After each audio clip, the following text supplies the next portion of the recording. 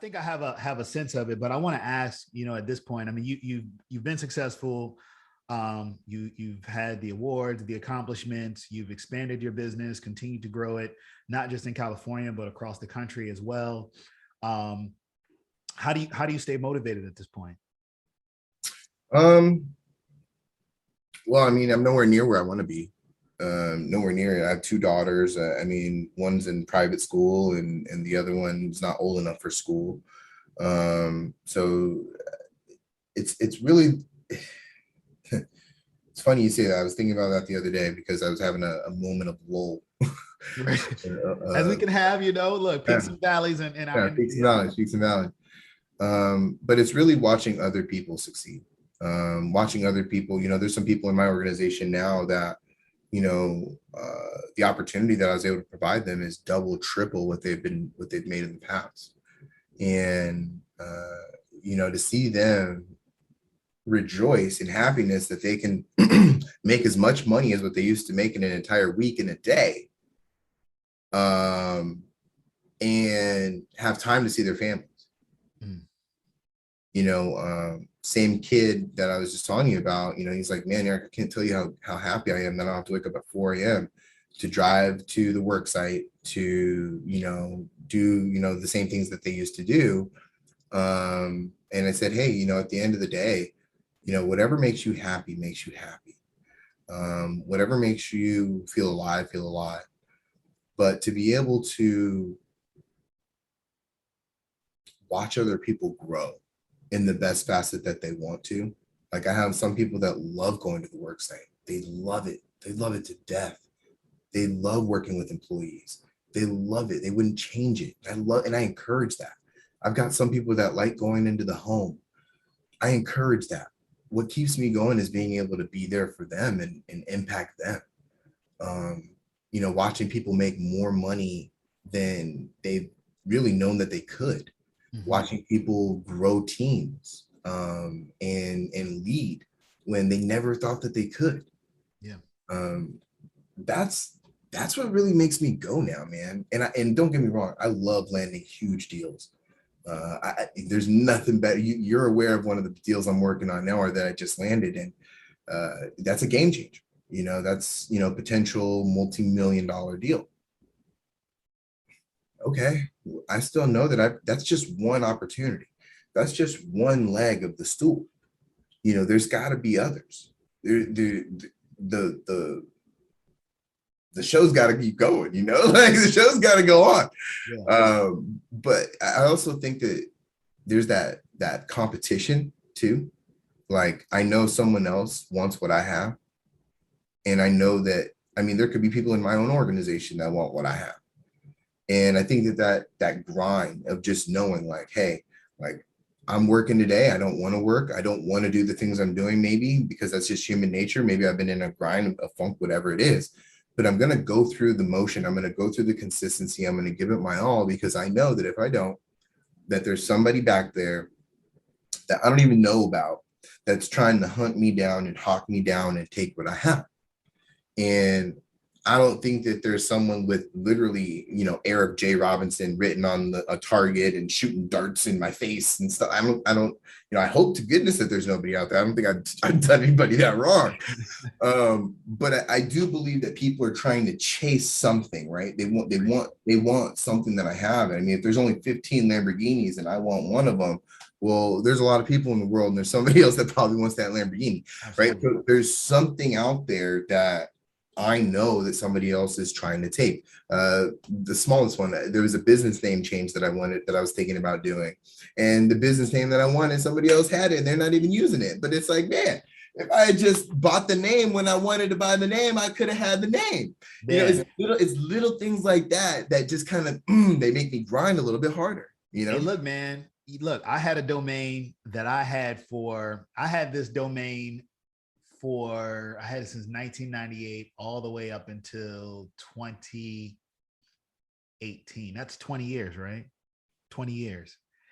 I slipped for one moment on the renewal, and somebody renewed my domain. Oh no. And got like, I can't get into the emails that I had from them. I'm serious. I had like a lot of stuff, man. I mean, so I get it. You're right. You never know. You always have to be paying attention. So look, as we could get ready to transition, man, look, I appreciate you sharing. I want you to answer a question for me. Life since you've had your insurance license versus life before you had your insurance license, what's the difference? Oh man.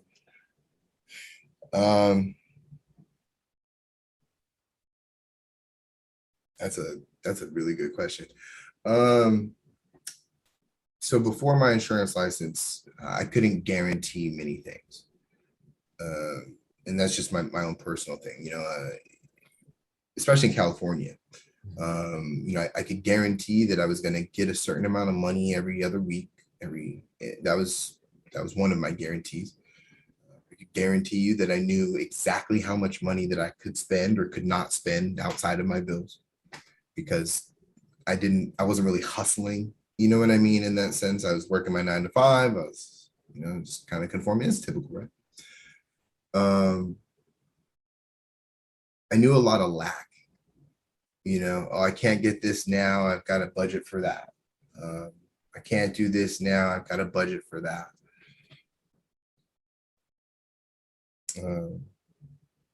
Yeah, man. Before insurance license, it's a little bit more reckless. Didn't respect money as much. I wanted a lot of it, but didn't really respect it. Didn't really treat it the way it should be treated. It's energy. People don't realize that money is energy. What you do with it, positive input, positive output. That's a whole nother podcast, right? Oh, yeah, exactly right.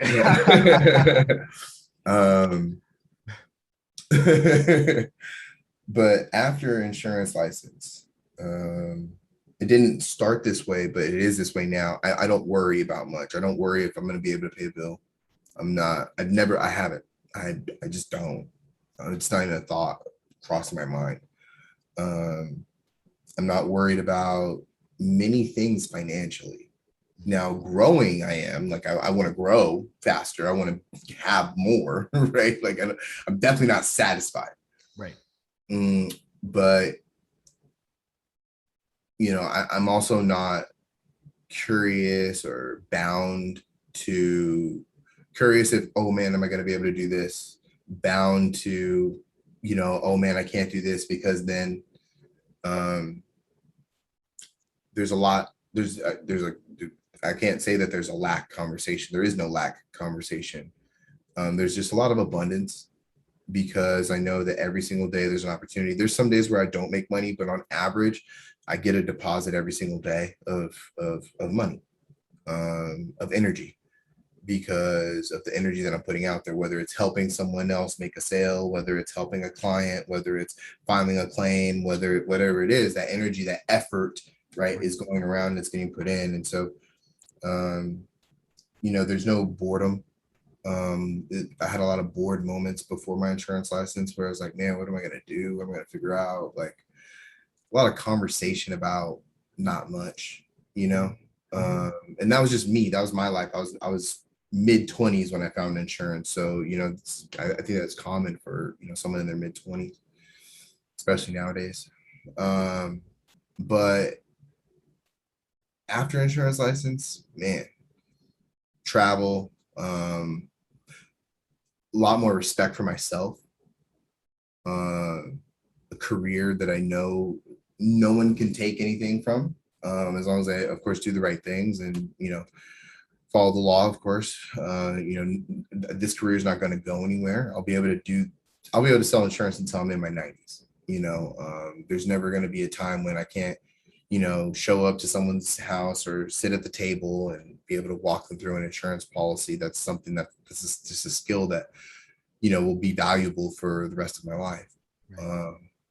So I think there's a calming that comes along with that as well, right? Not frantic. Like, what if this business goes under? Okay, well, insurance companies, they do go under, a lot rarer nowadays, but there's also ones that, have been around for 155 years and aren't going anywhere, hundreds of years and aren't going anywhere. And they're all backed by each other anyway. So none of them are really going anywhere. But it's an industry that few people can truly say that they won't be able to be eradicated from. Insurance industry will always need the sale of insurance, and it's one of the most powerful industries in the country. It really does make absolutely so many things go around. If not maybe right next to government. Yeah. Right. It's up there. It's a part of, the banking industry. So right. Like it's up there. I mean, even the banking industry has to be insured. So absolutely. That's right. Yeah. So at this point in your life, what's the goal now? What is the dream now? Yeah, the dream now is land. In California, because it's expensive out there, man. I mean, the dream now is land. Northern California is not too expensive. It's on fire right now, unfortunately, but oh wow. They're dealing with fires all over the place in Northern California. But I believe that there's opportunity that will come around from that. Even though there's tragedy right now, there's a lot of opportunity. And so I'm always just kind of looking, waiting, saving, investing, looking for that opportunity. Land is the next one. I think it's always smart for people to have especially if you're in the insurance industry, a SEP IRA. SEP IRA. It's a type of IRA for independent contractors, self-employed individuals. Yeah, look into it. I'm not a sales professional or tax professional, so look into it. But I think a healthy contribution to the SEP IRA, healthy contribution to my Roth, and a little bit of crypto and real estate is really what I'm looking for next. So that's my next big venture that I'd like to take. But for now, it's insurance and insurance avenues. We have opportunities specifically in California in the work site, and across the country as well. I have satellite partners that if you're watching this podcast or listening to this podcast and you're interested in working with people in the work site, please, feel free to reach out. If you want to work, directly with individuals, with leads, we've got that division as well, where it's more of a consumer type of division where we're going and dealing with individuals who are requesting information via mail or online internet, whatever it may be. The Zoom, telesales, that's a whole new market where we're venturing into, possibly creating a call center and giving some opportunity to people who are a little bit, still, health prone to things that are out there that want to stay a little bit more safeguarded. And, there's some people that are just really good at sales over the phone and on the internet, and that's good. And so we've got a few different legs to the table right now going just in insurance. Between voluntary benefits in the work site, meeting people in the home to be able to work on their estate planning or their final expense planning, or even on Zoom, doing telesales, helping people from that market. There's a lot of different avenues just in the insurance industry that we're focused in on and growing.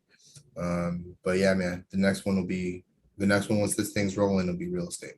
Yeah, man. Nice. So, and the beauty in that statement is, you said how life before versus life after. It sounds like, the freedom, right? It's like the freedom that being in this business has allowed you to have, has allowed you to start to conceptualize, plan, create ideas, and move on those bigger projects and on those bigger things, right? Yeah. Oh yeah. Versus from a time standpoint and a resource standpoint. Resources, definitely need the resources. Right. So put you in you're in a different level when you can not just talk about some things, but also have resources to make these things happen. Mm-hmm. And that's what has been able to create for you. Sounds like as well. So for someone who's listening to this, and maybe they're on the fence, they're in the middle of a career right now. Maybe they hate their gig, or maybe they don't have a gig. Maybe they're just coming out of college, or maybe they're coming out of high school trying to figure out, or maybe they've been in the job for 20 years and they want to get away, or they just retired, whatever. But they're like, I've been hearing about this insurance thing and I don't know, I'm kind of on the fence. Is it for me? What kind of advice would you have for somebody who's thinking about getting into this business? Oh man. Well, it's definitely not a hard industry. You just got to be committed. It's simple, but not easy. But what I would say is just look at yourself and say, are you self-motivated? Do you have a good work ethic? Are you a good person? And I think those are some of the key ones, right? Are you, teachable? Do you have a willingness to learn, or if you will? But I always say it's a strong willingness to learn, a strong work ethic, and coachability. Willingness to learn, coachability, kind of hand in hand. But those two things, you can be successful here. Right. The right attitude. Great attitude. Yeah. If you have a great attitude, you can't have a bad attitude, because you'll have plenty. I think there's an even amount of good and bad days, but the bad days can be real bad. They can be real frustrating. But yeah, willingness to learn, strong work ethic, positive mental attitude, those three things, you can't go wrong. If you have those three things, you'll be very successful. Perseverance, consistency, discipline. Yeah. Because it really doesn't matter the background per se. It's just, hey, do you have those qualities? And if you have those qualities, then you can win. Or how can folks get in contact with you, after this conversation, they listen to it and you resonated with them? How can they reach out to you on social media? Yeah, man. Yeah, social media, great. My social media is Grizzy Robinson, GRIZZEE ROBINSON. But you can always reach me on the cell phone, 626-703-9734. I'm putting it out there. I am married. Putting it on the bottom right but I believe that when people have questions, they can get answers. You can call me no matter where you're at in the country. I've either got a satellite partner right next to you, or I can get you plugged into an office that's real close to you in a heartbeat. So feel free to call my cell phone, area code 626-703-9734. All right. Hey, look, and I know this guy personally, and what he says he means. If you call him, you are going to be able to reach him, speak with him, and learn more about everything that he's doing. And certainly a giving individual as well. Like, he's going to help you be successful in this business if that's what you want to do. He's going to help you get to where you want to be and accomplish those objectives. Hey, look, Eric, I just want to tell you, man, that look, you're a grown man, but I'm so proud of you. Just what you've accomplished, what you're doing, what you're building, what you represent, what you stand for, the type of individual that you are. And one thing that's always impressed me about you, and even more so after this conversation, is, your dedication and commitment to both personal and professional growth. You mentioned the choice center very early in the conversation, and being willing to go through that program, even as a young person, being mature and saying, yes, I want to keep growing myself. I know that there's another instance and workshop that you've been through, and I won't name it, right now, but to continue to elevate and take yourself to higher and higher and higher levels, man. And I just appreciate that about you and your spirit, man. And I love you, brother. I love your family, even though we aren't able to get together like that. But I'm coming out there to the Bay, man. I'm gonna come out and visit you. And thank you for guesting tonight. Appreciate you so much. And thank you guys for listening. Maybe Eric said something to you that made you think maybe you should get a license. Until the next time, take care. Thanks, brother.